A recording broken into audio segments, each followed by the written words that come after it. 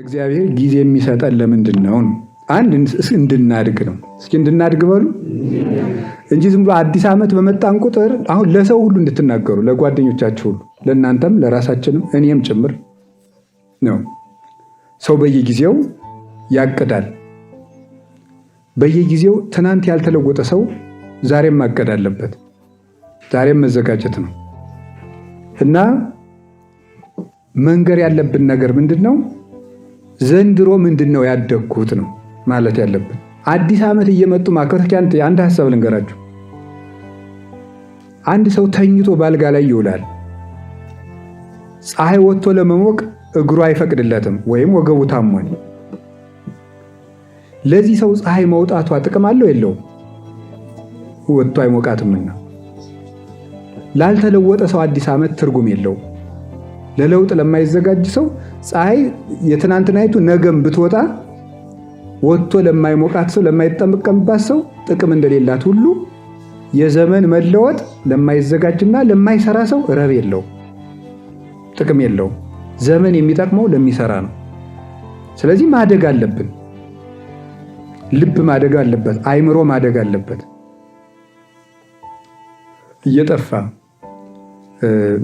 ሰው እየጠፋ ከሄደ ቢቀር ይሻላል።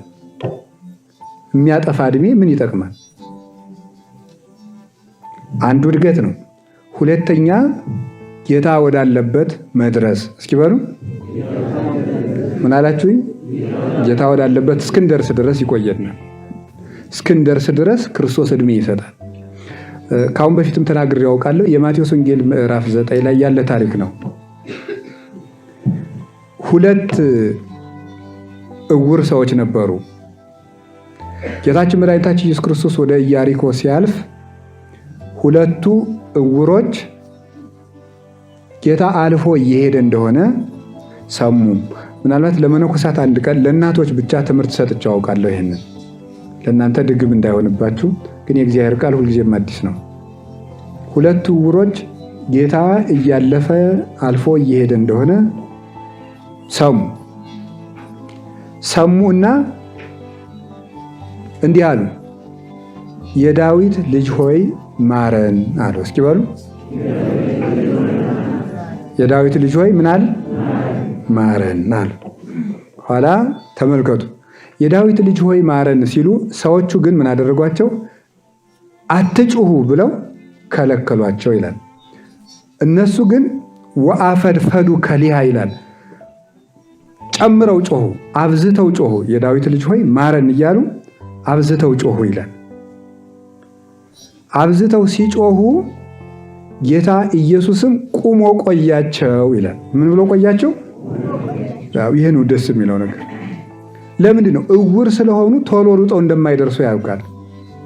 እሱ መንገድ ቢጨምር እነሱ እንደማይደርሱበት ያውቃል። በደንብ ያዙ። እነሱ ምኖች ናቸው? እውር በሉ እንጂ። እሱ ደግሞ ምንድን ነው? ብርሃን ነው። ስለዚህ እሱ እየሄደ ቶሎ ቢራመድ እውሮቹ ቶሎ አይደርሱም። ጌታችን ኢየሱስ ክርስቶስ ያለበት ቆሞ ቆያቸው። ባጭሩ ተርጉም ነው። ከዚያ በኋላ ደረሱ። ሲደርሱ ምን ትፈልጋላችሁ አላቸው። ዓይናችን እንዲበራ ነው። ይህን ማድረግ እንዲቻል ታውቃላችሁ? አዎ፣ እምነታችሁ አድኗቸዋል። ዓይናቸውን አበራላቸው። ይህ ምን መሰላችሁ?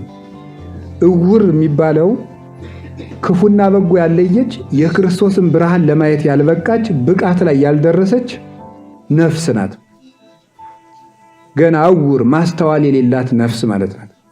የክርስቶስ ፍቅር የማይታያት እንዲሁ በደፈናው ዝም ብላ አምላኪ የምትል ናት። እውር ናት እሷ። የሁላችን ነፍስ ናት እሷ ማለት ነው። የዳዊት ልጅ ሆይ ማረኝ ማለት ግን ከነውርነቷ ምን ማለት ነው? ክርስቶስ እንዲመራት መለመኗ ነው። አላውቅም ተብሎ ደንቆሮ ነኝ ተብሎ ጸሎት አይቋረጥም። አንድ አባት ያለውን ልንገራቸው። 70 ሺህ ሰው ከሚያስተምር መምህር ሁልጊዜ የሚጸልይ አንድ መነኩሴ ይበልጣል ይላል። ስንት ሰው? 70 ሺህ ሰው ከሚያስተምር መምህር ሁልጊዜ የሚጸልይ አንድ መነኩሴ ይሻላል ይላል። ደግሞ እንደዚህ ስላችሁ ጊዜ ከመምህር እንበልጣለን በሉ። ደግሞ መቼስ ሰይጣን እኮ ክፉን ጥቅስ ነው የሚያስዝ። እንደስላችሁ ደግሞ እንደዚህ እንዳትጠቅሱ። መምህራን ደግሞ የሚበልጡበት የራሳቸው መንገድ አላቸው። እሱን በዚያው እንተዋለን ለጊዜው። እና ምንድነው የተባለ እንደሆነ ይሄኛው አይመሰገድም፣ ምስጋና የለበትም። ቀጥታ ከክርስቶስ ጋር ያለ ዝምድና ነው። በተለይ ምንኩስና ከሆነ ማለት ከክርስቶስ ጋር ያለ ዝምድና ነው፣ ምስጋና የለውም። እና ዝም ብሎ ባይማርም ቢማርም ሁልጊዜ የሚጸልይ መነኩሴ እግዚአብሔርን ከማወቅ ደረጃ ይደርሳል ይላል። ይሄኛው ገና እኮ እያወቀ ነው። ይገርማል። ይሄኛው እያነበበ ያስተምራል። ያኛው መነኩሴ ግን ቀድሞት እግዚአብሔርን ሊያውቅ ይችላል። በኑሮ ነው ያወቀው። ያንን በኑሮ ስላወቀ ይሄኛው ቀድሞ ያኛውን እግዚአብሔርን ሊያውቅ ይችላል። ስለዚህ ምን ማለት አለበት? እውር የተባለ ባይማርም ዝም ብሎ አምልኮተ እግዚአብሔር ላይ ምን ማድረግ አለበት ነው? መጽናት አለበት ነው። መሀል ላይ ዝም በሉ የሚሉት እነማን እንደሆነ ታውቃላችሁ? ጸሎት እንድናቋርጥ የሚያደርጉ አጋንንት ናቸው። ዝም በል የሚሉት ማለት ነው። አትጩሁበት ከክርስቶስ ላይ የሚሉት፣ ክርስቶስን አትጥሩ የሚሉት ምኖች ናቸው? አጋንንት ናቸው። ዲያብሎስ ሽፍታና ወንበዴ ነው። ወንበዴ ከሰው ቤት ውስጥ ሲገባ ምን የሚያደርግ ይመስላችኋል? ሌባና ወንበዴ ልዩነት አለው አይደለም? ሌባ ሳያዩት ሰርቆ የሚሄድ ነው። ወንበዴ ደግሞ ባታየውም ሰርቆ ይሄዳል፣ ብታየውም አፍክን አፍኖ አስሮ ገንዘብን ይዞ ይሄዳል። አፍን የሚያፍነው ሰውየው ጮሆ ጎረቤት እንዳይደርስለት ነው። ስለዚህ ዲያብሎስ ወንበዴ ነው። ጎረቤቶቻችን ቅዱሳን መላእክት ናቸውና ጻድቃን እንዳይደርሱልን አፋችን ያፍናል ማለት ጸሎት እንድናቋርጥ ያደርጋል። የዲያብሎስ የመጀመሪያ የትግሉ መጀመሪያ ጸሎት እንዲያቋርጡ ማድረግ ነው። የመጀመሪያው ማለት ነው። ልንገራችሁ፣ ጸሎት የማያቋርጥ ሰው በእግዚአብሔር የጸና ግንብ ውስጥ ነው የሚኖረው። እብሎ ለእግዚአብሔር ምስካዬ አንተ ያለ ቅዱስ ዳዊት ለጊዜ ነው። እግዚአብሔርን አንተ አምባዬ ነህ እለዋለሁ። እዚያ ዋሻ ውስጥ የገባን ማንም ሊነካው አይችልም። ከዋሻ ውስጥ የተሰማራን አርበኛ ስቦ ማውጣት አይቻልም። እግዚአብሔር የሕይወት ቅጥር ነው። ወበአምላኬ የተአደዋ ለአረፍት እንዳለ እግዚአብሔር ዘያረቶን ከመሐየል ለእገሬ እግሮችን እንደ በሆር የሚያበረታቸው እሱ ነው። ለመዋጋት የሚያፈጥነን ኃይል የሚያስታጥቀን፣ ለመሰወር የሚሰውረን እግዚአብሔር ነው። ስለዚህ አጋንንት የመጀመሪያም የመጨረሻም ትግላቸው ሰዎች ጸሎት እንዲያቋርጡ ማድረግ ነው። ጸሎት አቋርጦ እንዲያውም አቡነ ሽኖዳም ያሉትን ነገር አለ። ያለ ጸሎት ከሚደረግ አገልግሎት ያለ አገልግሎት የሚደረግ ጸሎት ይሻላል ይላሉ።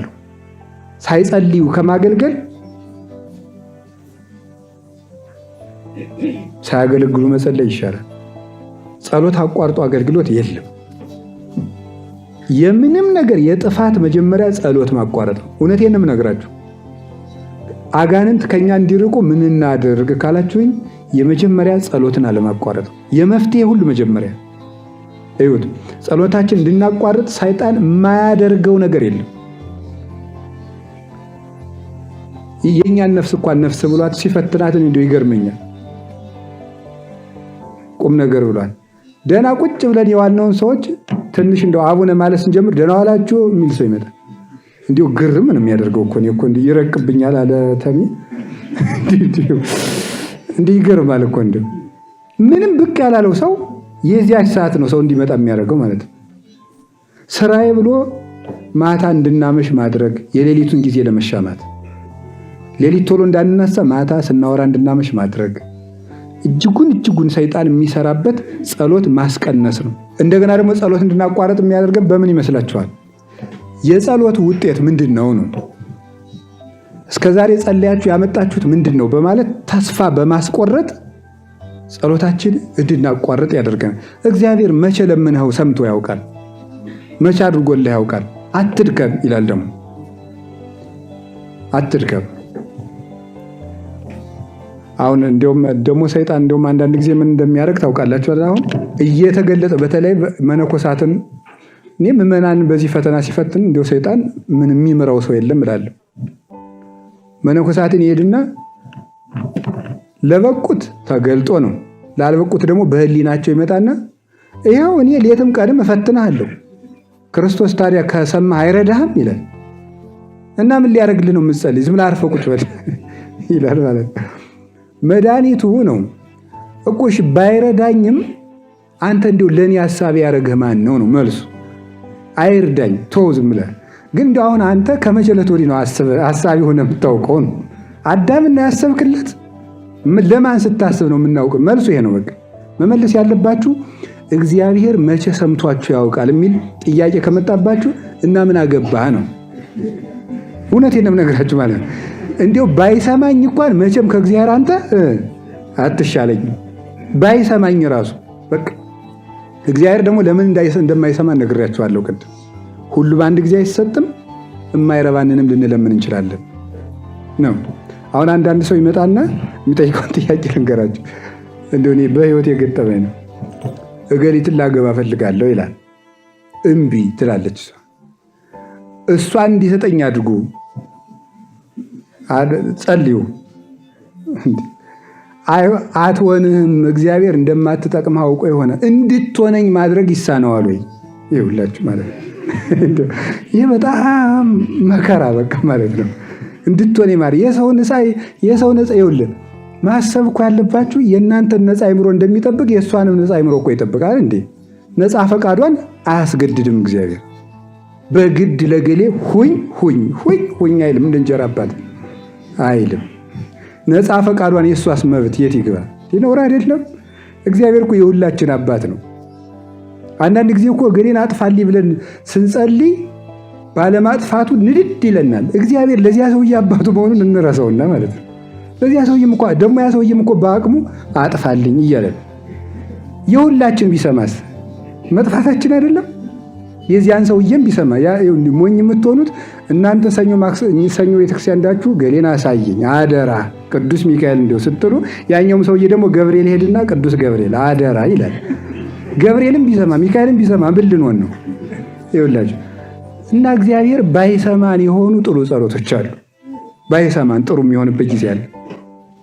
እና እግዚአብሔር ደግሞ ይሄንን ሲያደርግ ሰይጣን ይመጣና አንደኛ እረፍት ያለ በየት ነው?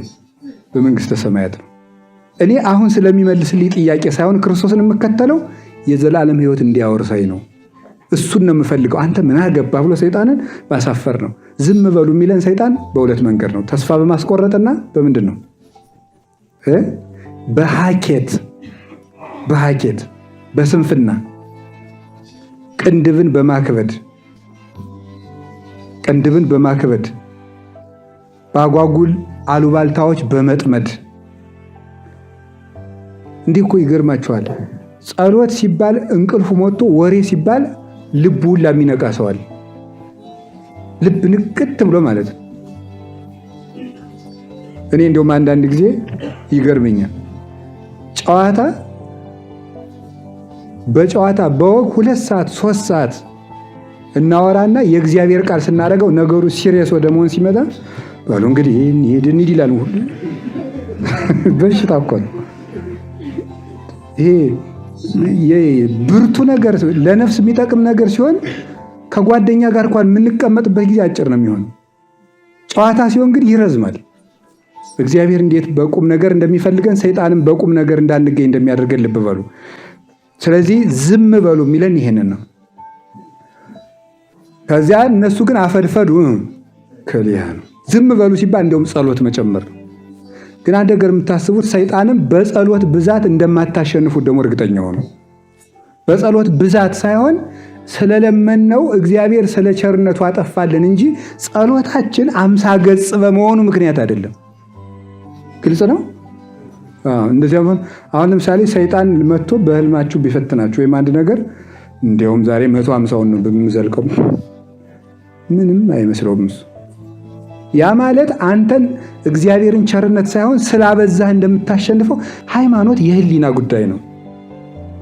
በህሊና ጸሎቱን ስላበዛ እንደውም ዛሬ ድርሳነ ሚካኤልን የምጨምር ዛሬ እንደውም እንትን የምጨምራለሁ ብትሉ ስለጨመርክ አይደለም የሚሆነው ነው። አሁን ይሄ አብዝታችሁ አትጸልዩ ማለት አይደለም ትርጉሙ። የዚህ ሐሳቡ ምንድነው? እናንተ ባበዛችሁ መጠን ሳይሆን እግዚአብሔር በቸርነቱ ነው የሚያሸንፍ የሚል ህሊና ነው ሊኖረን የሚገባው። ግልጽ ሆነላችሁ? በዚህ ዘመን በጣም የተቸገርነው ጨልፎ የሚሰማ ሰው ነው። በጣም አንድ ነገር ሲነገር ምን ይላል? ጭልፍ ያደርጉና ይወስዷታል። ይኸው በመጽሐፍ ቅዱስ ነግሬያቸዋለሁ። ጭልፊት ከማይበሉ እንስሳት ነው። ከምንድን ነው? ኦሪት ዘሌዋውያን ምዕራፍ 11 ከቁጥር 10 ጀምሮ እንደተጻፈው ጭልፊት አይበላም። ጭልፊት የሚባለው የምትመቸውን ቃል ብቻ ነጥቆ የሚሮጥ አሞራ አእምሮ ያለው ሰው ነው። ነጣቂ ማለት ነው። ሙሉ ስጋ የማያገኝ የምትመቸውን ብቻ ለራሱ፣ ይሄ ቢዝነስ ማይንድድ ማን የሚባለው ለራሱ የምትመቸውን ብቻ ዝም አይደል። ገንዘብ የሚወድ ሰው ለራሱ የሚመቸውን ነው የሚሰማ። ገንዘብ ክፉ ነው በጣም። የብዙ ሰው አእምሮ ላይ ገንዘብ ተቆጣጥሮታል ሰው እና አሁን ብዙ ሰው በሚዲያ ምክንያት ለገንዘብ የማያደርገው ነገር የለም የማያደርገው ነገር እና ለነፍሳችሁ ብታስቡ ጥሩ ነው እናንተ ሰዎች ለማለት ፈልጌ ነው። ይሄ ድምጽም የሚደርሰው ሰው ስለማይጠፋ ማለት ነው። ወይ ከቃሉ ጋር ናችሁ? ከቃሉ ጋር ናችሁ? ይቆየን። ወስብሐት ለእግዚአብሔር።